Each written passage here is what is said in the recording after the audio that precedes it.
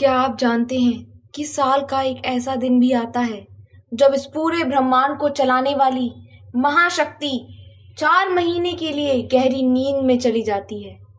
एक ऐसी ही रात जिसके बाद इस धरती पर शुभ और मांगलिक कार्यों पर पूरी तरह रोक लग जाती है। लेकिन क्यों? क्या होगा अगर इन 4 महीनों में सृष्टि पर कोई संकट आ जाए? आखिर भगवान विष्णु को इस योग निद्रा में क्यों जाना पड़ता है?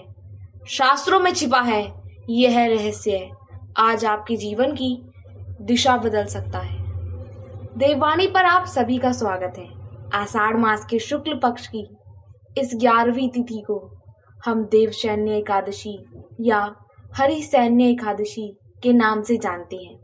सनातन परंपरा में यह केवल एक व्रत नहीं बल्कि ब्रह्मांडीय ऊर्जा के परिवर्तन का दिन है। इस दिन से चतुर्मास की शुरुआत होती है। चतुर्मास यानी वो 4 पवित्र महीने श्रावण, भाद्रपद, अश्विन और कार्तिक, जब सूर्य देव की गति धीमी हो जाती है और पृथ्वी पर नकारात्मक शक्तियों का संक्रिय हो जाता है।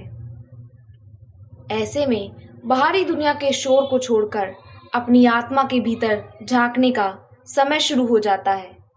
लेकिन यहाँ एक बड़ा सवाल उठता है, जो शक्ति कभी थकती नहीं, जो काल से भी परे है, उसे सोने की आवश्यकता क्यों पड़ी? इसके पीछे छिपी है पुराणों की एक बेहद दिव्य और रोमांचक कथा। आइए समय के चक्र को थोड़ा पीछे घुमाते हैं। भविष्योत्तर पुराण के अनुसार सतयुग में राजा बलि नाम का एक परम प्रतापी और दानी दैत्य राजा था। उसने अपने बल और यज्ञों के प्रभाव से तीनों लोकों पर अधिकार कर लिया। इंद्र का सिंहासन डोलने लगा।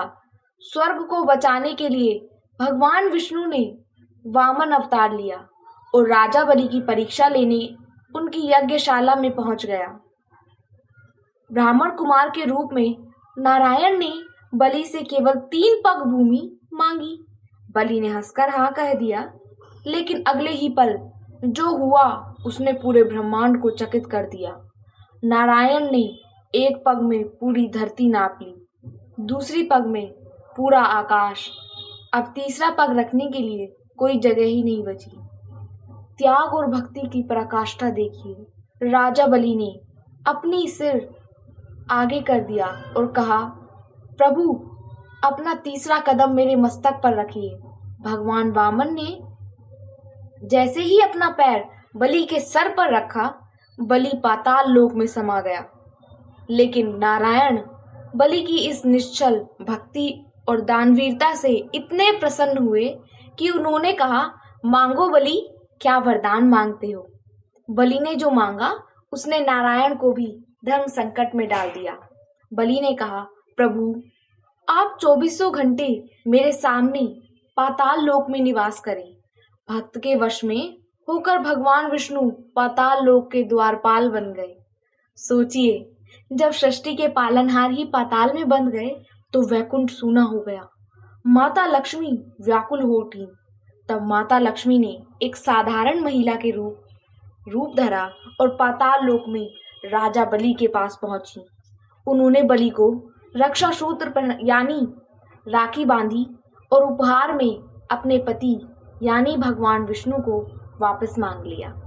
भगवान ने भक्त का दिल भी रखा और लक्ष्मी जी का वचन भी।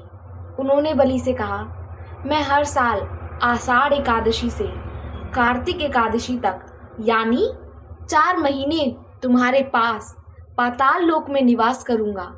यही कारण है कि इन 4 महीनों में भगवान योग निद्रा में होते हैं, जिसका प्रतीक रूप वैकुंठ में उनका शयन है। यह तो थी लोक प्रसिद्ध कथा, लेकिन क्या आप जानते हैं कि शास्त्रों में भगवान के सोने का एक और रहस्य बताया गया है।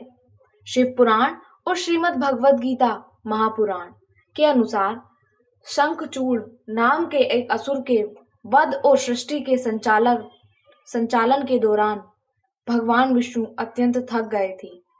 तब ब्रह्मा जी के अनुरोध पर उन्होंने अपनी थकान मिटाने और ब्रह्मांड की ऊर्जा को संतुलन करने के लिए योग निद्रा का चयन किया। एक और दिलचस्प तथ्य यह है कि इन 4 महीनों में केवल विष्णु जी ही नहीं सोते, बल्कि सृष्टि के समस्त शुभ वनस्पतियां और दैवीय ऊर्जाएं भी सुप्त अवस्था में चली जाती हैं।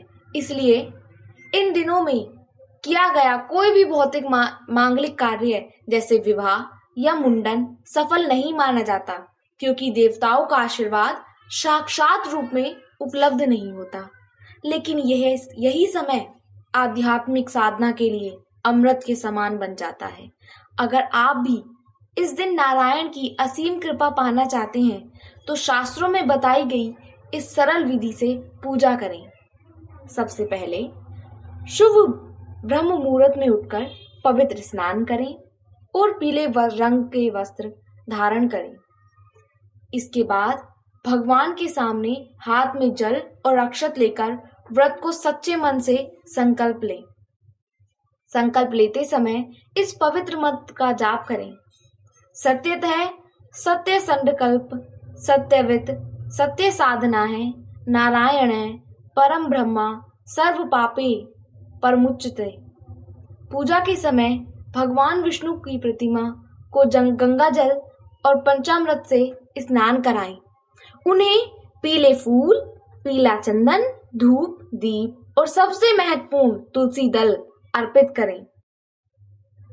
याद रखिए, बिना तुलसी के नारायण भोग स्वीकार नहीं करते। पूजा करते समय लगातार भगवान के इस महामंत्र का मानसिक रूप से जाप करते रहें। ओम नमो भगवते वासुदेवाय। क्योंकि आज भगवान सोने जा रहे हैं, इसलिए शाम के समय एक छोटे से बिस्तर या सुंदर वस्त्र पर भगवान को सुलाएं। उन्हें पीले रंग का चादर ओढ़ाएं और हाथ जोड़कर भगवान को शयन कराने का यह विशेष मंत्र बोलें। सुप्ते तव्य जगन्नाथ जगत सुप्तम भविदेदिदम विबुद्धे तव्य बुद्धम च जगत सर्वे चराचरम। अर्थात हे जगन्नाथ, आपके सो जाने पर यह पूरी सृष्टि सो जाती है और आपके जागने पर ही यह संपूर्ण चराचर संसार जागता है। इस रात को सोना नहीं चाहिए। भगवान के भजनों का कीर्तन करें या विष्णु सहस्त्रनाम का पाठ करें। अक्सर लोग अनजाने में कुछ ऐसी गलतियां कर बैठते हैं जिससे व्रत का पूरा फल नष्ट हो जाता है। ध्यान से सुनिए। पहली गलती यह है कि इस दिन घर में भूलकर भी चावल न तो बनाएं और न ही खाएं। एकादशी के दिन चावल खाना शास्त्रों में वर्जित है। दूसरी गलती, इस दिन तुलसी के पत्ते नहीं तोड़ने चाहिए। पूजा के लिए तुलसी के पत्ते एक दिन पहले ही तोड़ कर रख लें। तीसरी गलती, तामसिक भोजन, प्याज, लहसुन या मदिरा का सेवन तो दूर, घर में नकारात्मक शब्द या कलह नहीं होना चाहिए। और चौथी गलती, किसी का भी अपमान न करें। यदि आपके द्वार पर कोई भिक्षुक या पशु आए तो उसे खाली हाथ न लौटाएं। मेरे प्यारे दर्शकों, देवसैन्य एकादशी हमें जीवन का सबसे बड़ा सच सिखाती है।